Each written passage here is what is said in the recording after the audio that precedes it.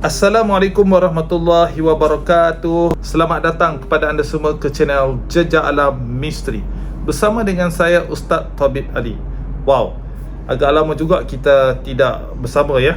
Sepanjang bulan puasa ni saya ingat saya baru ada satu atau dua video selain daripada ibadah, selain daripada kita berpuasa, menunaikan ibadat-ibadat sunat di bulan puasa ini, tuan-tuan dan puan-puan, ada juga beberapa urusan yang saya perlu selesaikan.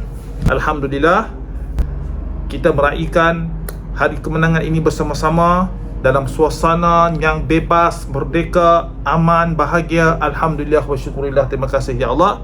Kita tengok ramai sekali orang berpusu-pusu balik ke kampung halaman, sampai jalan yang tak pernah sesak selama ini sesak-sesaknya. Sampaikan petrol boleh habis, tuan-tuan, di stesen-stesen minyak, khususnya di Pantai Timur. Jadi tuan-tuan dan puan-puan, situasi yang berlaku ini memberikan kita sedikit sebanyak gambaran apabila keadaan darurat berlaku. Bagaimana kepersediaan kita ketika kita mengharapkan kenderaan untuk bergerak dan kenderaan itu memerlukan petrol ataupun bahan bakar, dan bahan bakar dah habis, tuan-tuan dan puan-puan. Apa yang kita perlu buat? Adakah kita hanya perlu tunggu di kenderaan kita, ataupun apa yang kita nak buat? Jadi kita kena mempunyai satu perancangan. Inilah pentingnya persediaan dalam menghadapi darurat. Saya nak menyentuh sedikit tentang kemalangan yang berlaku pada 11 Mei 12.47 pagi.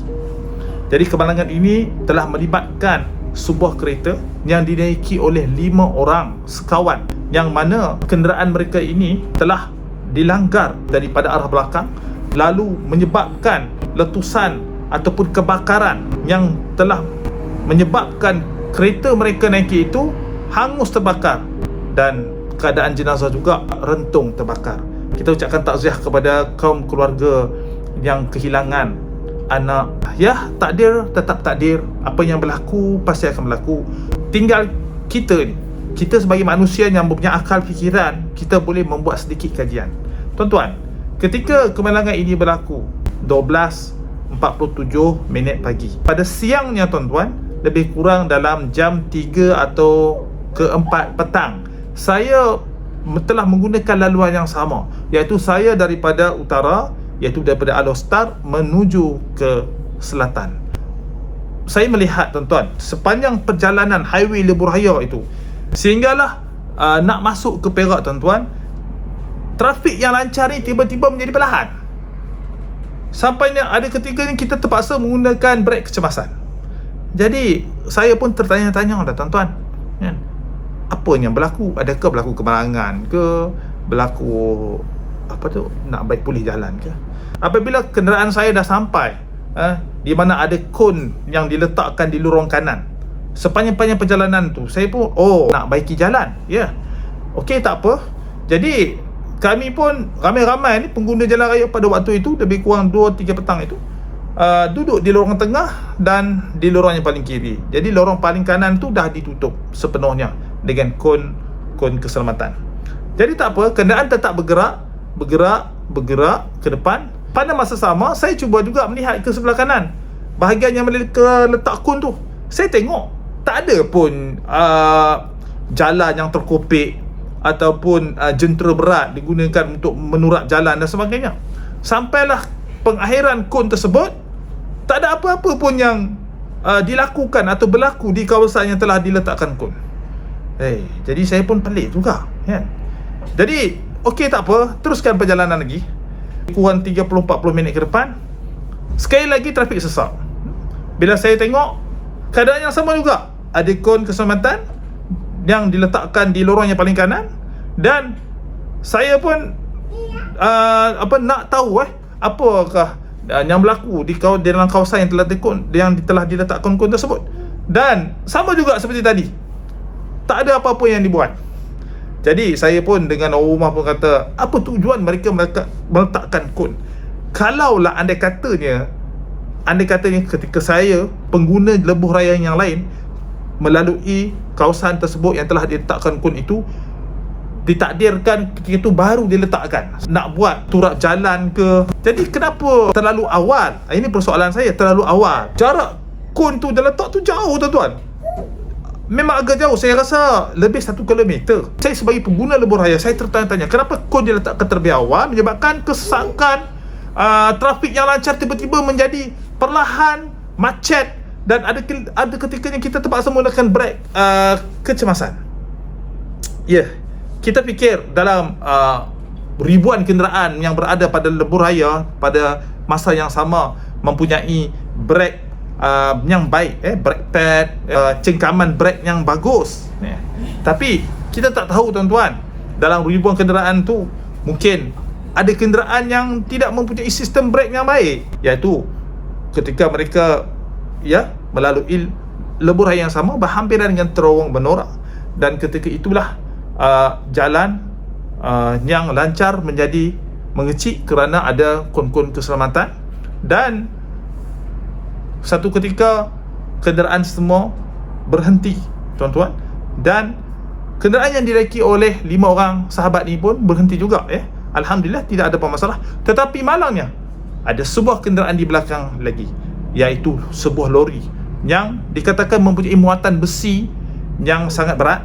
Kalau menurut video dashcam yang dikongsi oleh pengguna media sosial, lori tersebut telah cuba brake sebab ada lampu merah dah menyala di belakang dia, tapi lori tersebut terus meluncur ke depan seolah-olah brake dia tak berfungsi dengan baik.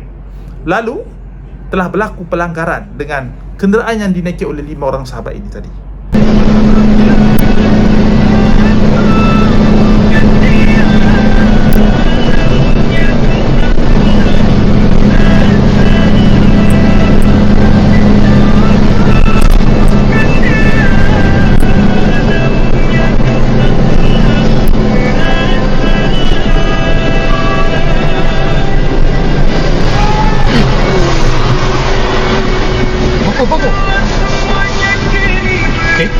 Kereta lori.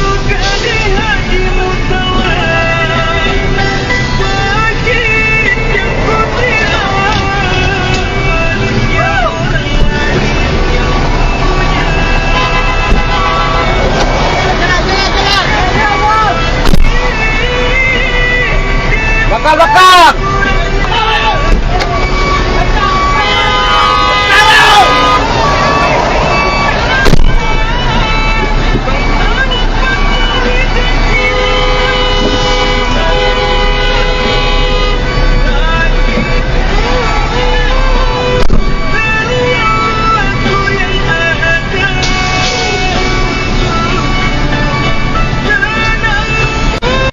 Doang lah ni. Allah.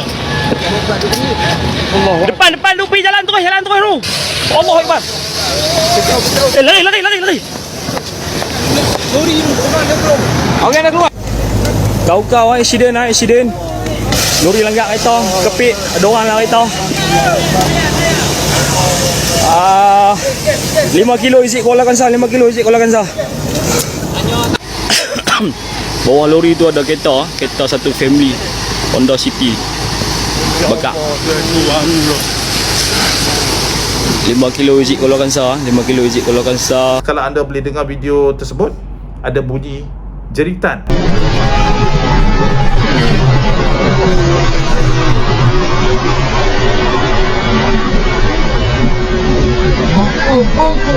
Entah jeritan siapa, pemandu lori atau pengguna yang lain, ataupun salah seorang mangsa daripada yang terlibat tersebut. Kemudian berlaku sambaran api, letupan, dan anda pun tahu pengakhirannya apa.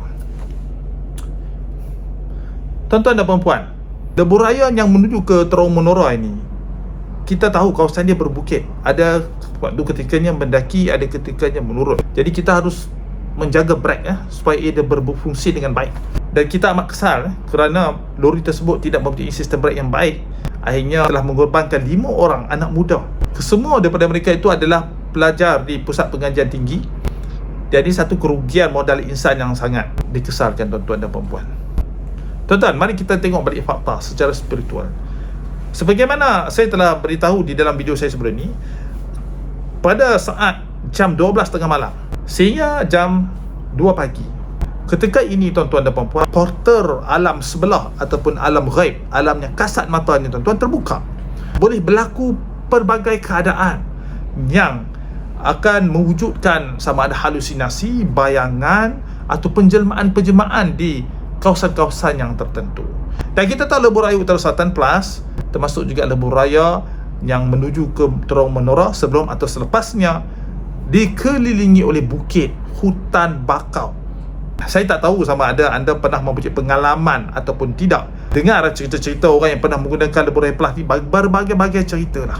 Dari segi pengalaman saya sendiri, orang rumah saya pernah melihat bangunan-bangunan yang tinggi-tinggi dan indah-indah. Abang, ini rumah apa ni bang? Cantik ni.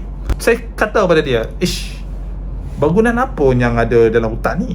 Yang setahu kita, gunung ganang, bukit bukau sepanjang lebuh raya yang berhampiran dengan Terowong Menora tersebut, membaca ta'awuz dan kalimah bismillah.